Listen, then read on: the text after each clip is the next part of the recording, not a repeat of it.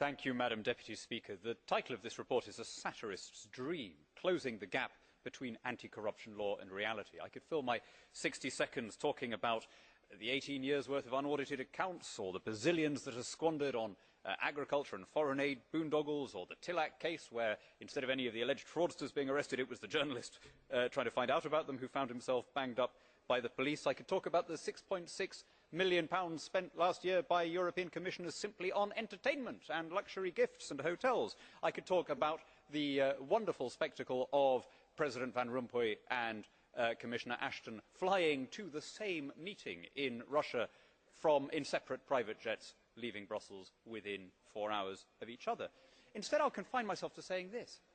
These things happen not because the EU attracts particularly bad people. I mean, of course it attracts some bad people, man is fallen, and like all institutions it contains those who give in to temptation. It happens rather because there is no link between taxation, representation and expenditure at Brussels level. It was Milton Friedman who said there's two kinds of money in the world, there's your money and there's my money. The trouble is that in the EU it's all your money, hence negligence, corruption, fraud and what we see before us today.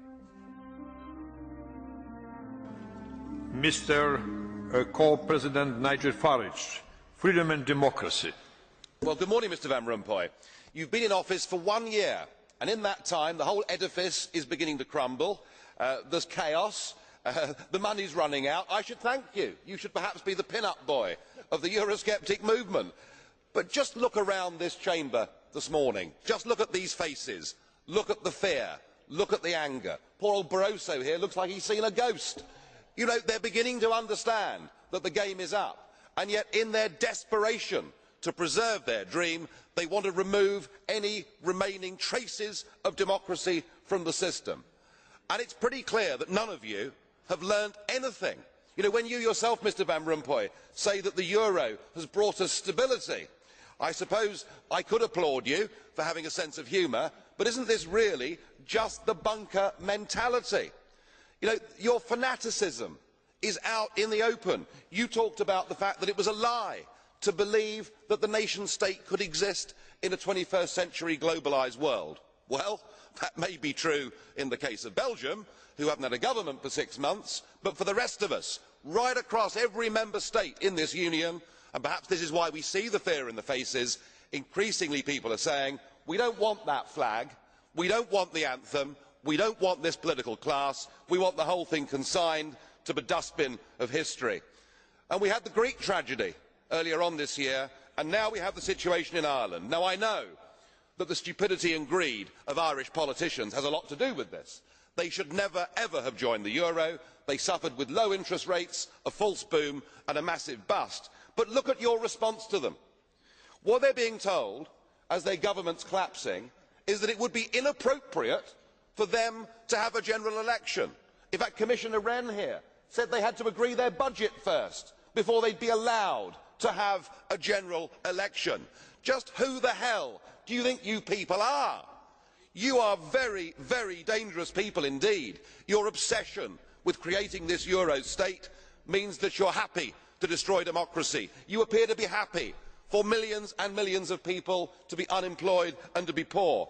Untold millions must suffer so that your Euro dream can continue. Well, it won't work, because it's Portugal next. With their debt levels of 325% of GDP, they're the next ones on the list, and after that, I suspect it'll be Spain. And the bailout for Spain would be 7 times the size of Ireland, and at that moment, all of the bailout money has gone. There won't be any more. But it's even more serious than economics, because if you rob people of their identity, if you rob them of their democracy, then all they are left with is nationalism and violence. I can only hope and pray that the euro project is destroyed by the markets before that really happens. Thank you. They cannot create the world of Orwell. They have to manipulate us to create it. And what they're doing all the time, and a lot of this stuff in the movies, which are feeding you what they want to happen, look at all the movies over the last decade or so, more and more now all the time, that are portraying this very police state and this very Orwellian fascist Agenda 21 world that I've been talking about. They're doing that for a reason. It's to implant that in the subconscious so it becomes reality through humans' creative imagination. They have to get us to do it. Number one, the fascist global state is not coming because we're not fricking having it anymore.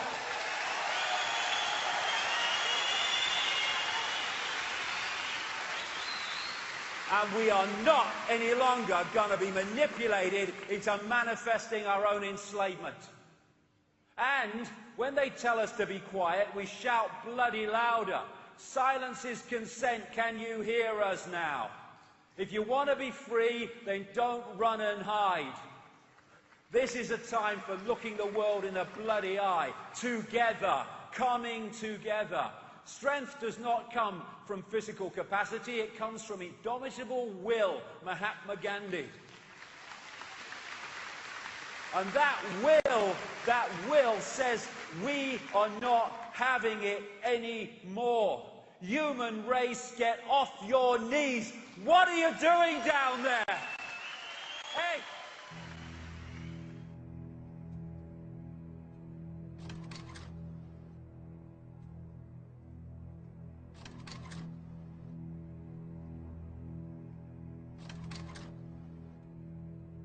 The whole enterprise is crazy, and it's an absolute scam which is going to cost you a great deal.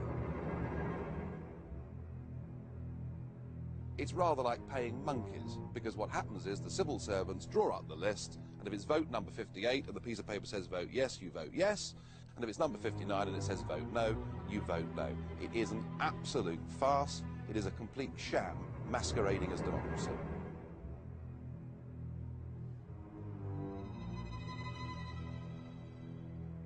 What you're about to hear will both surprise and outrage you. It's the true story of Europe. It's the story the politicians don't want you to hear, because it shows how they've deceived us and betrayed our nation. Only in 1994 did Chancellor Kohl's foreign policy spokesman, speaking on behalf of the ruling party of Europe's dominant nation, Germany, clearly reveal the true plan. The plan is to create a federal European superstate. Into it will be merged up to 25 ancient European nations, including our own. This new country, called Europe, will have one parliament, one government, one court of justice, one currency, one flag, and one anthem. That has been the plan all along. But those who favoured it knew the people of Europe would never accept it. They would never willingly surrender their freedoms to become just a province in a vast European superstate. So what did the politicians do? They conspired to keep the truth from the people. He also discusses with Hitler a new plan to unite Europe, not just under the conquering hammer of Blitzkrieg, but through a lasting political and economic union, which the Nazis named Europäische Wirtschaftsgemeinschaft, or the European Economic Community. In 1942, a conference is held in Berlin to discuss this political and economic integration of Europe. Of all the nations targeted, Britain has proved the wild card because she alone has successfully resisted invasion. Anger